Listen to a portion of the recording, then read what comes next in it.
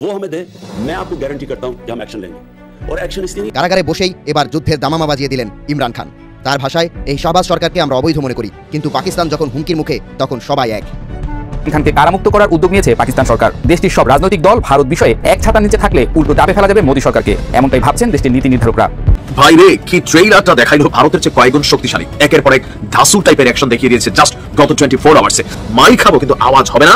এখন এই খবর ভারতের গণমাধ্যমে প্রকাশ হলে ভারতের জনগণ মোদিরে চুম্মা চুম্মা আদর করবে আর কি, বিষয়টা সম্মত এরকম। দেশটিতে কারাবন্দী সাবেক প্রধানমন্ত্রী ইমরান খানের মুক্তির দাবি জোরালো হচ্ছে।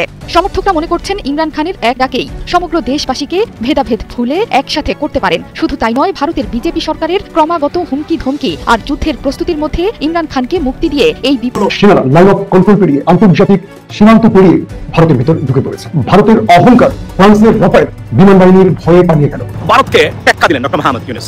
স্মার্ট মুভ কাকে বলে যদি আপনি দেখতে চান, তাহলে ডক্টর মোহাম্মদ ইউনূসের গভর্নমেন্টের কাছ থেকে আপনি এটাতে কতটা আপনি কল্পনা করতে পারবেন না, এটাতে খিদুর একটা ইন্টারাকশন ডিসিশন। আমি জানি না, ডক্টর ইউনূসের এক কথায় সমস্ত ভারত জুড়ে একদম ঝড় বইছে, একদম ঝড় বইছে। পুরো ভারত জুড়ে এমন তোলপাড় শুরু হয়েছে যে পুরো আগুন জ্বলছে। বাংলাদেশের ইতিহাসে অন্যতম শ্রেষ্ঠ ঘোষণা দিয়েছেন সাহসী, গৌরবোজ্জ্বল এবং টিট ফর ট্যাট, যে বাংলাদেশ যে পারে, বাংলাদেশ স্বাধীন সার্বভৌম, বাংলাদেশের যে কোমর সোজা করে দাঁড়াতে পারে, এটা বুঝিয়ে দিয়ে একটা ঘোষণা। দুটি দেশের মধ্যে অন্যতম একটি ভারত আর একটি ইসরায়েল, দুটা পতনের সংবাদ এসেছে এই মুহূর্তে। পতনের সংবাদটি তো সেখানে প্রস্তুতি না নিয়ে থাকা এটা অসম্ভব হয়ে পড়ে। বাংলাদেশ স্বাধীনতার পরে এই জিনিসটাই চেঞ্জ হয়েছে যে বাংলাদেশ নিয়ে আমরা স্বপ্ন দেখতাম। খুশি হয়েছেন না? সেনাবাহিনীদেরকে স্যালুট। এবার চলেন আর একটা খুশির বার্তা দিই। এখানে ভারতকে আমেরিকার কোনো ক্ষমতা নেই ঢোকার। আমি মনে করি যত বড় শক্তিশালী দেশ আসুক আমরা তাদের পরাজিত করতে পারবো। হচ্ছে পাকিস্তানের ধাওয়া খেয়ে পালিয়ে বাঁচলো ভারতের 4 যুদ্ধ বিমান। অতীতে এই ঘটনা ঘটেছে, এমনও হয়েছে যে যুদ্ধ বিমান ভূপাতিত করা হয়েছে, সেখানে পাইলটকে আটক করা হয়েছে, তারপরে নেগোসিয়েশন করে সেই পাইলট ফেরত গেছে। সাবেক প্রধানমন্ত্রী ইমরান খান, প্রশ্ন হচ্ছে কাশ্মীর নিয়ে কি বললেন কারাবন্দী পিটিআই নেতা? বিস্তারিত শেখ করে রিপোর্ট। এগুলা দেখে আপনি বলতেছে এগুলা সিনেমাতে দেখছিলাম, হ্যাঁ এগুলা সিনেমাতে দেখছিলাম, এখন বাস্তবে দেখতে পাচ্ছি। ওইটাই তো সত্যি, সত্যি তো যুদ্ধ আরম্ভ হয়েছে কোন দিন জানেন আমাদের সঙ্গে। আসসালামু আলাইকুম প্রিয় দর্শক শ্রোতা, আশা করি সবাই ভালো আছেন। নতুন একটি ভিডিওতে সবাইকে স্বাগতম। ভারত পাকিস্তানের মধ্যে এক তুমুল উত্তেজনার সৃষ্টি হয়েছে। দুই দেশের মধ্যে এক যুদ্ধের পরিস্থিতি চলমান। তার সাপেক্ষে পাকিস্তানের সাবেক প্রধানমন্ত্রী ইমরান খান সবাইকে ঐক্য হওয়ার ডাক দিয়েছেন এবং সেই সাপেক্ষে বাংলাদেশের প্রধান উপদেষ্টা ডক্টর মোহাম্মদ ইউনূস যুদ্ধ নিয়ে বাংলাদেশকে প্রস্তুতি থাকতে বলছেন। কি কারণে তিনি বাংলাদেশকে প্রস্তুতি নিয়ে থাকতে বলছেন সেই সকল প্রকার সংক্রান্ত ভিডিওই পেয়ে যাবেন আজকের এই ভিডিওটিতে। ভিডিওর শুরুতেই যে সকল ভিডিও দেখেছেন তা থেকে হয়তো আন্দাজ করতে পেরেছেন আজকের এই ভিডিওটি কতটুকু গুরুত্বপূর্ণ হতে চলেছে এবং পাকিস্তান এবং ভারতের মধ্যেকার উত্তেজনাকে কেন্দ্র করে বেশ কিছু চাঞ্চল্যকর তথ্য নিয়ে চলে এসেছে আজকের এই ভিডিওটিতে। অতএব চলুন না টেনে একটি লাইক দিয়ে সম্পূর্ণ ভিডিওটি দেখে আসি।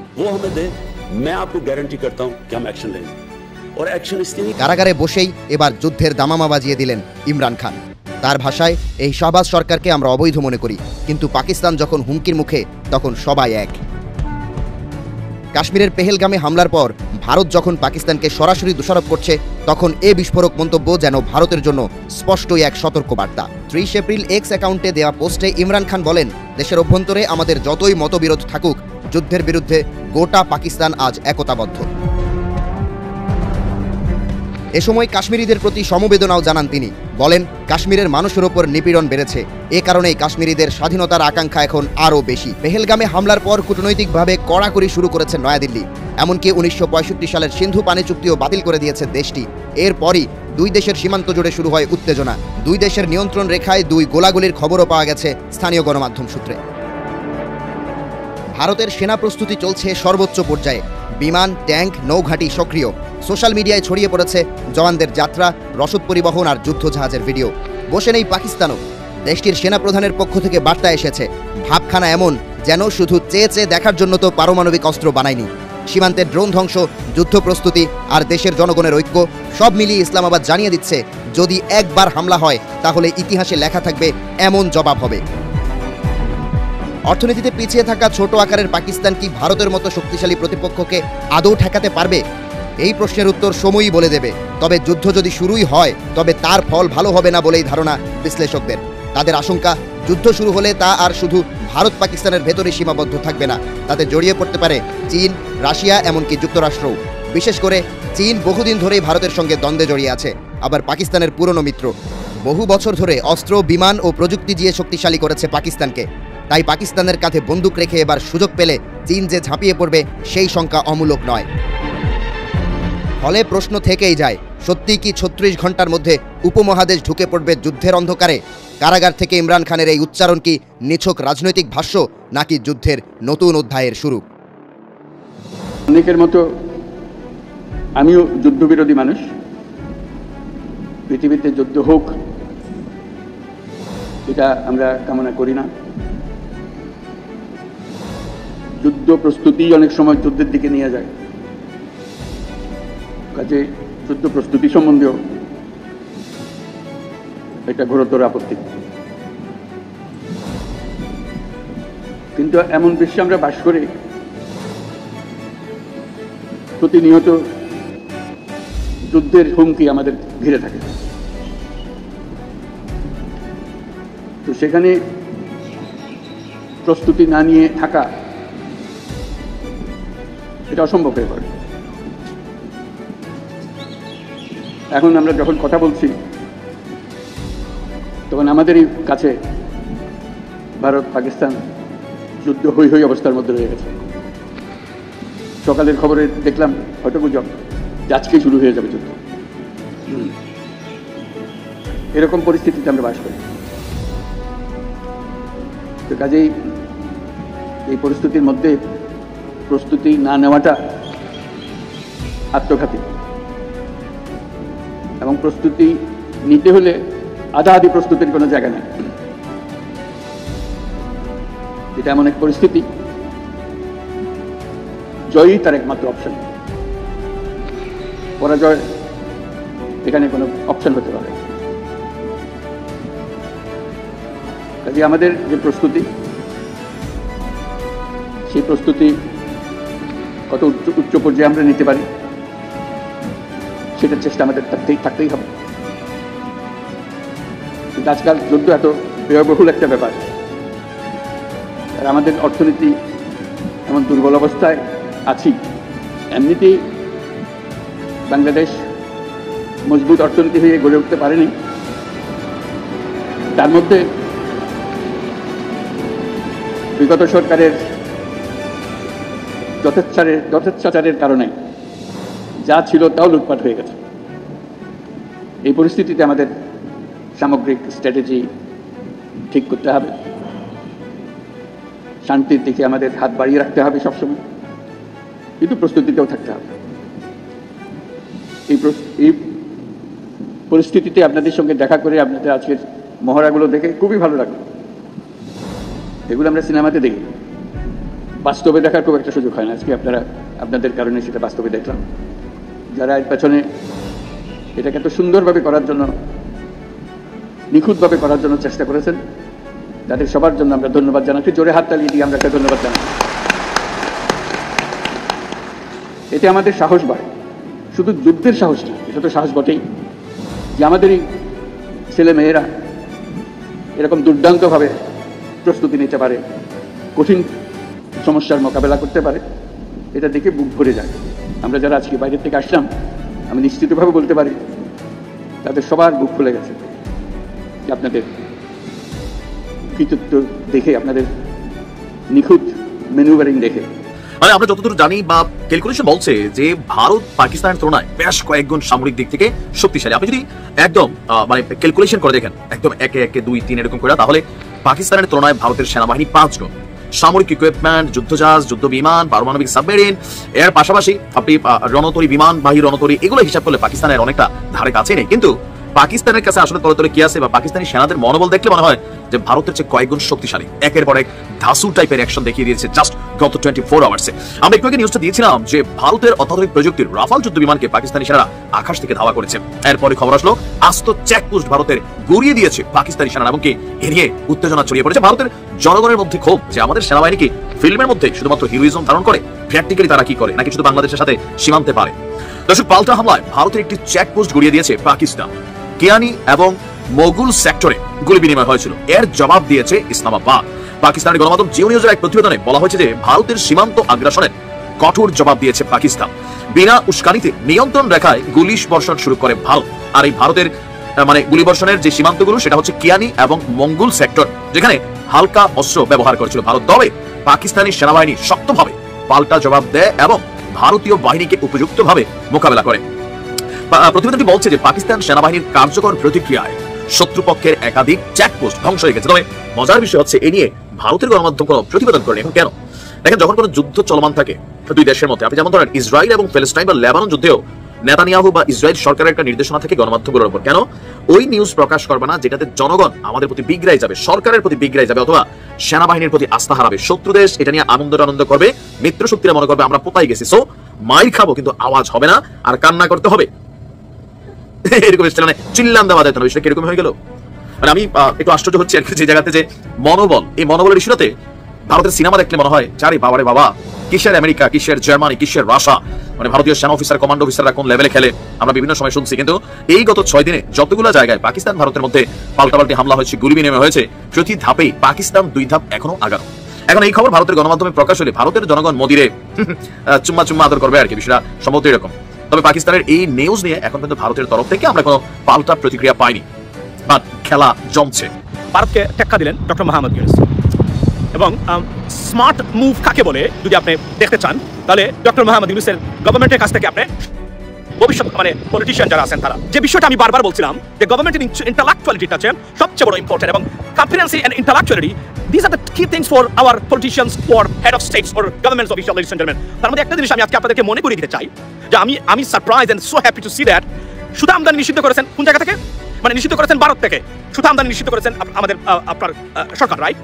এবং এই সেই সুতা আমদানি নিষিদ্ধ ভারত থেকে নিষিদ্ধ করে কোন জায়গা থেকে এখন আমদানি করতেছেন? আচ্ছা, আমেরিকা থেকে। That's what I exactly wanted. Anything you stop from India, replaced by the American products. Trust me, it's a seriously এমন একটা জিনিস যে আপনি তাকে আপনি ধরেন ছুরি মেরেছেন কিন্তু শাউট করতে পারবে না। ইন্ডিয়ার সাথে যুদ্ধে নেমেছেন কিন্তু আপনি আমেরিকা দিয়ে এটাকে রিপ্লেস করতেছেন, শাউট করতে পারবে না, কারণ শাউট করলেই যুক্তরাষ্ট্রের বিরুদ্ধে যায়, ওইটা কখনো ভারত করবে না।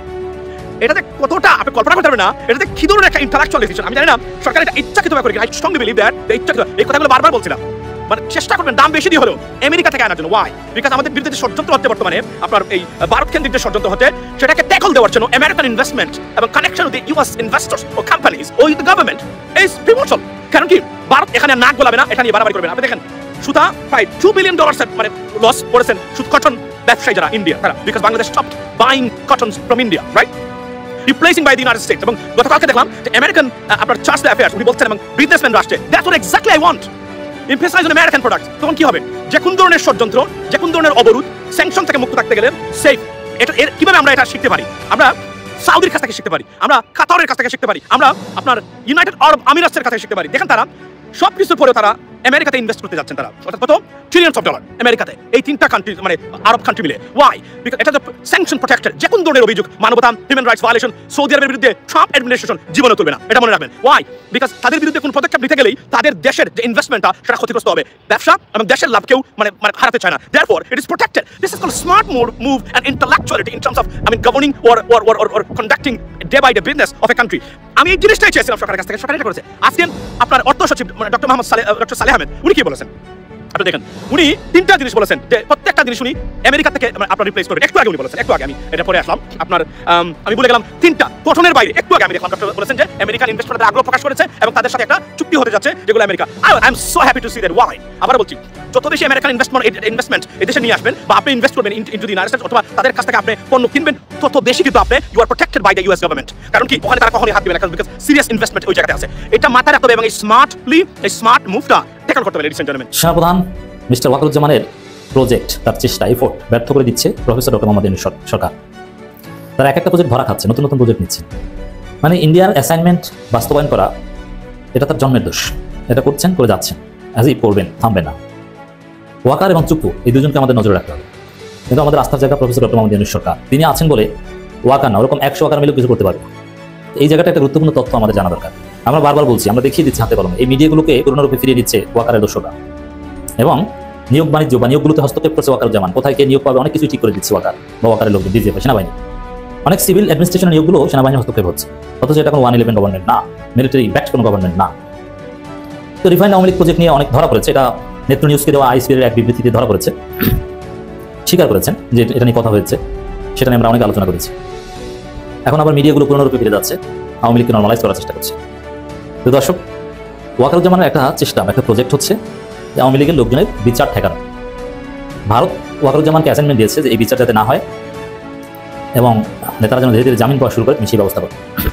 এবং ওয়াকারের তৎপরতায় এই যে ডেভিল হান্টের আন্ডারে যারা ধরা পড়েছিল এদের বেশিরভাগই জামিন পেয়ে গেছে এবং আরও আওয়ামী লীগের বড় বড় নেতারা জামিন পেয়েছে। আপনার হাসান মাহমুদকে দেখেছেন না? হাসান মাহমুদ এয়ারপোর্টে গ্রেপ্তার হলো, সেনাবাহিনী হেফাজতে থাকলো। এখন হাসান মাহমুদ প্রথম ছিলেন বেলজিয়ামে, এখন লন্ডনে বিয়ে খান, দাওয়াত খান, হাসি তামাশা করে। কীভাবে কি গেল? নিঃসন্দেহে ওয়াকারুজ্জামানের কাজ এটা। হাসান মাহমুদ কীভাবে পার করে দিয়েছে। তো দর্শক, যাদেরকে পার করে দিতে পেরেছে তা তো দিয়েছেই, আর যাদেরকে পার করতে পারেনি তাদের বিচার হবে না, তারা ধীরে ধীরে জামিনে মুক্ত পাবে। এমনকি সাবেক পরিকল্পনা মন্ত্রী মান্নান এবং সাবির হোসেন চৌধুরী এই দুইজন কিভাবে জামিন পেলেন এটাও যদি আপনি গভীরভাবে খোঁজ নেন তাহলেও ওয়াকারুজ্জামানের হাত পাবে। তা আওয়ামী লীগ নেতাদের বিচার হবে না, সমস্যা নেই, অনেকে জামিনের ব্যবস্থা করছে নানানভাবে। এবং আওয়ামী লীগের লোকজনকে এই বার্তা দেওয়া হয়েছে যে চিন্তা করো না, বিচার চূড়ান্তভাবে হবে না, ওটা নির্বাচনের আয়োজন করতে পারলে বিচার শেষ, ওগুলো ধামাচাপা পড়ে যাবে, জামিন পাবে, ওগুলো ফাইল করে থাকবে, কিচ্ছু না। এরকম একটা বার্তা আওয়ামী লীগ নেতাদের দেওয়া হয়েছে, যার ফলে গ্রেপ্তারের ভয় থাকা সত্ত্বেও আওয়ামী লীগের লোকজন অনেকে মাঠে নামছে, ঝটিকা মিছিল করছে, ডিসির কাছে স্মারকলিপি দিচ্ছে। Very important. এই সব কিছুর পেছনে আপনি ওয়াকারের তৎপরতা পাবেন। সরকারের পক্ষ থেকে যেটা বলা হচ্ছে সেটা আমাদের জন্য আশার বাণী যে ওয়াকারুজ্জামানের এই তৎপরতা এগুলো কাজে আসবে না, এগুলো পণ্ড হয়ে যাবে। পালাতক সব এমপি মন্ত্রীকে আইনের আওতায় আনা হবে প্রেস সচিব। ডক্টর ইউনূস আছেন, শফিকুল আলমরা আছেন, আমাদের টেনশন নাই। যারা গ্রেপ্তার হয়েছেন তারা পার পাবেন তো দূরের কথা, যারা গ্রেপ্তার হননি তারাও গ্রেপ্তার হবেন। এখন দেখছেন না কি পরিমাণ ধরা পড়ছে। আমি যখন কথা বলছি তার আগে 48 ঘন্টায় 2000 আওয়ামী লীগ গ্রেপ্তার হয়েছে, 2000। তার মধ্যে সাবেক এমপি আছে বেশ। তার পালাতক যারা দেশের বাইরে যেখানেই থাক কেউ রেহাই পাবে না, ওয়াকার বাঁচাতে পারবে না। 2 দিন পর ওয়াকার নিজেই কোন জালে আটকা করে দেখেন। তো দর্শক, সরকার এভাবে আমাদেরকে আশার বাণী শোনাচ্ছে যে পালাতক সব মন্ত্রী এমপিকে আইনের আওতায় আনা হবে, কেউ ছাড় পাবে না। এমনকি যারা গুলি করেছে প্রশাসনের লোকজন, পুলিশের লোক, কেউ ছাড় পাবে না, সবাইকে সবাই ধরা পড়বে। এখন ওয়াকারের এত শক্তি, এত কলকাঠি নাড়েন, আর ডক্টর ইউনূসের ভুলও আছে, অনেকটা এনজিও সেটআপে দেশ চালানোর চেষ্টা করে, অনেক লিমিটেশন আছে। ডেফিনেটলি লিমিটেশন না থাকলে তো এটা জান্নাত হয়ে যায়, লিমিটেশন থাকবে। গণতন্ত্র মানে লিমিটেশন থাকবে, এটা নিয়ে আমরা কথা বলবো। তবে অন্য যে কোনো সরকার যেতে ভালো বাংলাদেশ, এটা হচ্ছে কথা। এখন এই ভুল ভ্রান্তি সত্ত্বেও ওয়াকারের এত ষড়যন্ত্র, তারপরও ডক্টর ইউনূস গৌরবের সাথে টিকে আছেন। এর কারণটা, এর কারণ হচ্ছে এই সরকারের প্রধান শক্তি জনগণ তাদের সাথে আছে এবং জনগণ এতটাই এই সরকারকে সমর্থন করে, আপনি অবাক হবেন। যেখানে ডক্টর ইউনূসকে গালি দেওয়ার কথা সেখানেও মানুষ গালি দেন, স্বাভাবিকভাবে না, এতটাই ভালোবাসা থাকে। কিন্তু আমি বিশ্বাস করি এই ভালোবাসাটা ফিল করে ডক্টর ইউনূস গালি দেওয়ার কাছ থেকে ফিরে আসবেন। যেমন নারী বিষয়ক যে কমিশন গঠিত হয়েছে, সেই কমিশন ডক্টর ইউনূসের কাছে তাদের সুপারিশমালা পেশ করেছে, প্রতিবেদন পেশ করেছে। সেই সুপারিশে এমন এমন বিষয় আছে যেটা হাসিনা ঘটালে তোলপাড় তৈরি হয়ে যেত, যদিও হাসিনা আবার পাল্টা নির্যাতন করত। যেমন ধর্মীয় অনুশাসনের মধ্যে নারীদের রাখা যাবে না, সম্পত্তিতে কোরআনের আইন চলবে না, সমান অধিকার দিতে হবে পিতার সম্পত্তিতে, এরকম অনেক উদ্ভট সুপারিশ করেছে। এখন এই সুপারিশগুলো এগুলো যদি মুখে উচ্চারণ করতে হাসিনা না বলে, আমরা কি করতাম? গালাগালি করে তোলপাড় তৈরি হয়ে যেত। ডক্টর ইউনূস হুজুর কিছু বলেন না, দেখছেন, প্রতিবাদ করেছে। মানে সবার বিশ্বাস যে ডক্টর ইউনূসের দোষ না, ওটা ওই নারী কমিশনে কিছু নারীবাদী ঢুকে এই কাজটা করেছে। ডক্টর ইউনূস ওরা আমলে নেবেন না, সমস্যা কিছু নেই, টেনশনের কিছু নেই, এটা নিয়ে মিছিল জিল্লাসিলি করা গেছে। মানে জনগণ ক্ষুব্ধ না, ডক্টর ইউনূসের উপর আস্থা দেয় না, ডক্টর ইউনূস ইসলাম বিরোধী কিছু করবেন। এই যে জনগণের দেখেন এই নারী কমিশন যে ঘটনা ঘটিয়েছে, এটা নিয়ে ডক্টর ইউনূসকে গালাগালি করতে করতে তাকে একদম শেষ করে দেয় কথা, এবং তাকে কেউ কিছু বলে না। গালি যারা দেয় দিলেও দেয় ওই নারী কমিশনকে, ডক্টর ইউনূসকে নয়। অতএব এই সরকারের শক্তি হচ্ছে জনগণের ভালোবাসা, জনগণের শক্তি। দুটি দেশের মধ্যে অন্যতম একটি ভারত আর একটি ইসরায়েল, দুটারই দুটা পতনের সংবাদ এসেছে এই মুহূর্তে। পতনের সংবাদটি হলো ভারতীয় 4টি যুদ্ধ বিমান পালিয়ে গিয়েছে পাকিস্তানের যুদ্ধ বিমান দেখে, যেই যুদ্ধ বিমানটি ভারত কিনেছে ফ্রান্স থেকে। প্রদর্শক, দুই পার থেকে দুই দিক থেকে এখন মুখোমুখি অবস্থা আছে। চায়নার শক্তি পাকিস্তানের কাছে আছে, তুরস্কের শক্তি পাকিস্তানের কাছে আছে, ইরানের শক্তি এখন পাকিস্তানের হাতে। কিন্তু খুব কাছের ভারতের বন্ধু ইসরায়েল এখন নিজেকে নিয়ে দিশাহারা। তাদের মাঝে চলছে বিশাল আগ্নেয়গিরি। সেই আগ্নেয়গিরি থেকে জ্বলে যাচ্ছে ইসরায়েলের বিভিন্ন জায়গা। 119টি ফায়ার সার্ভিসের গ্রুপ আগুন নিবারণের কাজ করছে, কিন্তু তাতেও কোনো ধরনের সমাধান হচ্ছে না। এবং ফায়ার এয়ারলাইন্স 10টা প্লেন দিয়ে তারা পানির ব্যবস্থা করছে, কিন্তু আকাশপথে পানি দিয়েও সেই আগুন নিভাতে পারছে না ইসরায়েল। পাশাপাশি ইসরায়েলে আরো 20টি ফায়ার ইউনিটের গ্রুপ সেখানে যুক্ত হওয়ার জন্য পরিকল্পনা করেছে। প্রদর্শক, মানুষ বলে থাকে একবার তুমি যদি পাপ করো তোমার জীবনের কোনো না কোনো সময় তার প্রায়শ্চিত্ত ভোগ করতে হবে। আর তুমি না করলেও তোমার সন্তানরা করবে, নাতিপতিরা করবে। কখনো পরবর্তী প্রজন্ম এসে ওই পাপের কারণে, দাদার পাপের কারণে নাতি সহ বংশ সহ মাটির সাথে জমিনের সাথে মিশে যান। আমরা বাংলাদেশ এবং পাকিস্তান দুটা দেশ ডিভাইডেশনের পিছনে যে দুজন মানুষ সবচাইতে মানে নিজের স্বার্থের কথা খেয়াল করেছিলেন, সেটা হলো পাকিস্তানের ভুট্টো আর বাংলাদেশের শেখ মুজিবুর রহমান। পরবর্তীতে আমরা দেখতে পেলাম যে দুইটা পরিবার কিভাবে দুইটা দেশ থেকে এক ধরনের বিলুপ্তি হয়ে গিয়েছে। ভুট্টোর না ছেলে না মেয়ে দুজনই মারা গিয়েছে।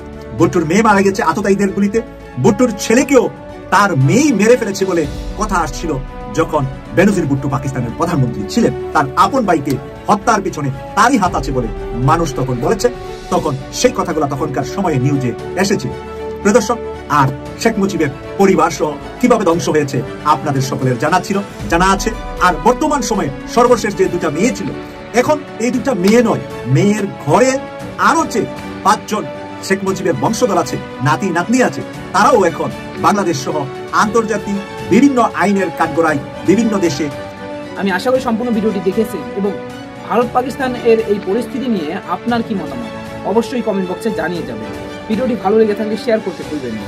আমাদের এই চ্যানেলে নতুন হয়ে থাকলে চ্যানেলটি সাবস্ক্রাইব করে চ্যানেলের পাশে থাকবেন।